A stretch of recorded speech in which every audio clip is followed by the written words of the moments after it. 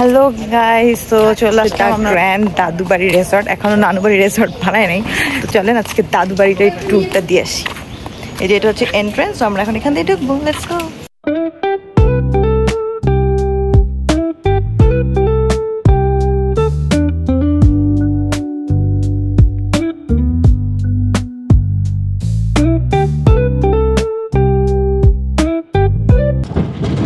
এই তো আমরা চলে আসছি দাদুবাড়ি রিসোর্টের কাছাকাছি। মেইন রাস্তা দিয়ে ডানের গলিতে ঢুকলাম।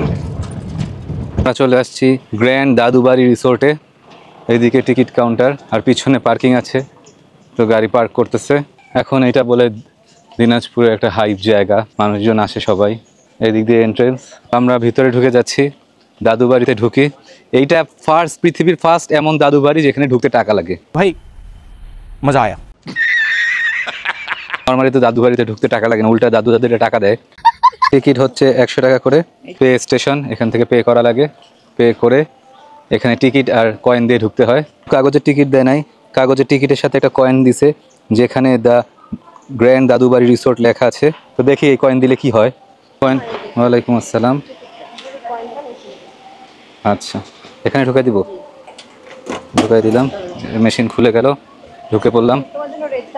আমার জন্য লাল গালিচা, আর এই যে এখানে কাঁচা খেজুর, খেজুর না সরি, কাঁচা লিচু, ম্যাঙ্গো, দাদু বাড়িতে যা থাকে।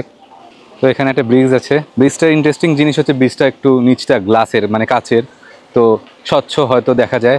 দেখি এখন আবার মানুষ উঠে উঠে স্বচ্ছ জিনিসটা নষ্ট করে ফেলছে নাকি। গাইস, পুরো ভিডিওতে কিন্তু আমাকে খুব অল্প দেখবেন, কারণ আমি আপনাদের জন্য রিলস বানাচ্ছি। সো ডেফিনেটলি ইউটিউবে রিলস চেক করতে ভুলবেন না। আর ইনস্টাগ্রামে দিব না? ইনস্টাগ্রামেও হোপফুলি দিব, এন্ড ফেসবুক পেজেও দিব। মানে আমি রিলস সব জায়গায় ট্রাই করব, অনেক কষ্ট করে রিলস বানাচ্ছি। তো যে যেখানে আছেন সব জায়গা থেকে দেখবেন। হ্যাঁ, প্লিজ ভিউজ করবেন এবং শেয়ারও দিবেন, লাইক কমেন্ট সব করবেন। অনেক কষ্ট করতেছি গাইস আমরা। তো এই যে পুল, আর এইটা হচ্ছে গ্লাস। লাইট ছাড়লে যদিও রাতেবেলা লাইট ছাড়লে হয়তো বোঝা যায়, আপাতত বোঝা যাচ্ছে নিচ দিয়ে পানি যাচ্ছে, বাট স্বচ্ছ না ওরকম যেরকম স্বচ্ছটা মনে করছিলাম। আর পানির স্রোত এই পাশ থেকে এই পাশে যাচ্ছে, ভালোই লাগতেছে, খারাপ না। তো এখানে নেট টেট দিয়ে রাখছে যাতে ময়লা টয়লা না পড়ে। এখানে একটা ঝর্ণা আছে, ফোয়ারা, দেখতে ভালোই লাগতেছে, কারণ কম্বিনেশনটা সবুজ আর কালোর কম্বিনেশনটা ভালোই লাগতেছে। গাইস, এখানে অনেক জায়গায় জায়গায় এভাবে বসার অ্যারেঞ্জমেন্ট আছে, গাছের নিচে আছে, খুবই ভালো লাগতেছে জায়গাটা। রিসর্ট আসলে ডেফিনেটলি আপনাদের ভালো লাগবে, আমি রেকমেন্ড করবো এখানে অবশ্যই আসার জন্য। এখানে অনেক স্ন্যাক্স আছে, মানে চিপস ভরা। এবার এই যে চিকেন বিরিয়ানি, এগুলো এখানে খাইতে পারবেন, মানে রাইস আইটেমও আছে, সিঙ্গারা সমুচা। তো জায়গাটা আসলে ভালোই লাগতেছে। এখন আমি জানি না নাইট স্টে করার কোনো এখানে ওরা অ্যারেঞ্জমেন্ট করছে নাকি, যদি করে তাহলে তো আপনাদের দেখাবোই। আর ইয়াকিন এখানে বসছে, দেখেও কি করতেছে। এই যে আপনি কি করছেন এখানে একা একা বসে? আমি প্রকৃতির বাতাস খাচ্ছি, যদিও কোনো বাতাস নাই। হ্যাঁ, আর এই পানির স্রোতের একটু ভিডিও নিচ্ছি।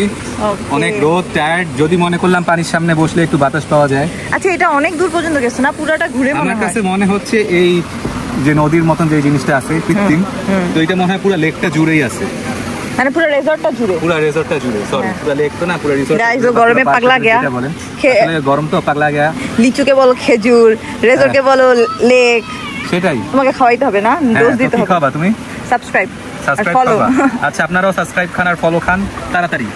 এখান থেকে পানি এই যে রিফিল হয়ে আবার আসতেছে। পানি কিন্তু ময়লা না, পরিষ্কার, জাস্ট একটু গাঢ় সবুজ, এটা হইতে পারে এটা কালারই সুইমিং পুলটার। ওদিকে আর কিছু নাই। ও, এদিকে আর কিছু নাই, দেখি আবার কোন দিকে যাওয়া যায়। তো গাইজ, এখানে দেখা যাচ্ছে হল রুম, ফ্যামিলি পুল, ওয়াটার গ্যালারি, ফিডিং রুম, ওকে যাদের বাবু আছে সেখানে সে ফিট করতে পারবে, টয়লেট। হ্যাঁ, তো এখানেই মনে এন্ট্রেন্স, বাট আমরা যেহেতু visitors, so visitors not allow লেখা। এখানে থাকতে হলে আগে থেকে বলতে হবে, বুক দিতে হবে। সো এখানে তো যে আপনারা দেখতেই পারছেন যে অ্যাডমিন অফিস আছে, সো ওখানে আসলে কন্ট্যাক্ট করে আপনারা বুক দিতে পারেন। সো এখানে আমরা টাইনি হোম 1, 2, 3, 4, 5, 6 দেখতে পাচ্ছি, ওই পাশে আছে। দেখতে কিন্তু ভালোই লাগতেছে এক একটা, না? আসলে টাইনি ছোট ছোট কি তাদের ছোটখাটো একটা সুইমিং পুল আছে, যদিও সুইমিং পুলটা রেডি না। আর নিচে আছে ওয়াটার গ্যালারি, এখানে হয়তো ভবিষ্যতে কোনো ওয়াটার শোটা হবে। আর চারপাশে মানুষ বসে থাকতে পারবে, যেরকম বসে থাকার সিটিং অ্যারেঞ্জমেন্ট আছে, মানে সিঁড়ি আছে, সিঁড়ির মধ্যেই বসে থাকবে। সামনে দিয়ে রুমগুলোর ভিউ, সামনে বারান্দা আছে একটা, আর রুমগুলো একটু বক্স আকারে, তো দেখতে একটু কিউটি লাগতেছে। অনেক সুন্দর পেইন্টিং করা, গ্রামীণ জীবন, গ্রামীণ কাহিনী, গ্রামের মানুষদের কাহিনী নিয়ে। আর এখানে কিডস জোন আছে, দেখি কিড জোনের ভিতরে ঢুকবো না, বাইরে থেকে দেখবো যে কিড জোনের ভিতরে কি কি আছে। ওই যে, আর এইখানে দেখে মনে হচ্ছে ছোটোখাটো ফুটবল মাঠ আছে।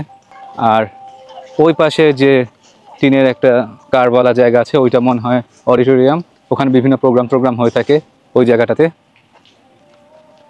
আর ওইখানে থান্ডার প্যারাডাইস নামে একটা জায়গা দেখতেছি, তো দূর থেকে বোঝা যাচ্ছে না, কাছে যাই দেখি। স্পেস হোম, এটা হচ্ছে কি ট্রেন,